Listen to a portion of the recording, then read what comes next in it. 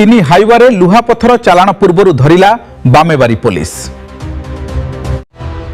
केन्दुझर जिला जोड़ा ब्लॉक अंतर्गत बामेबारी थाना अंचल में चोरा खनिज कारबार उपरे पुलिस बड़ धरणर चढ़ाऊ।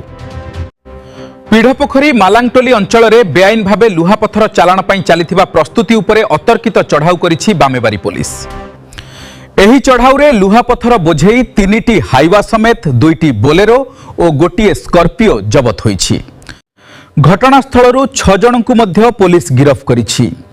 पुलिस सूचना अनुसार पीढ़पोखरी मालांगटोली अंचल में बेआईन भावे लुहापथर बोझेई करी चालाण करिबा पई प्रस्तुति चलीथिबा नै बामेबारी पुलिस को कौनसी विशेष सूत्ररू खबर मिलिथिला।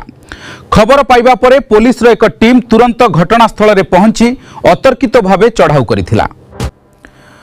पुलिस चढ़ाऊ समय रे 3टी हाईवा रे लुहापथर बोझेई करा जाउथिबा जणा पड़िथिला।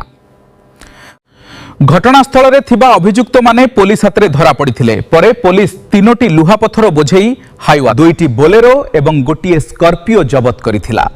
एथिसह खनिज सामग्री को मध्य जबत करा जाइछि। घटना को नहीं बामेबारी पुलिस मामला रुजु करी 6 जनकु गिरफ करिछि।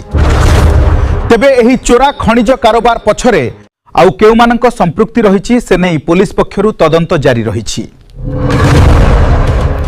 चोरा खनिज कारोबार उपरे पुलिस रो एभली चढ़ाऊ परे बेआईन लुहापथर चालाणकारी मध्यरे छनका पशिछि।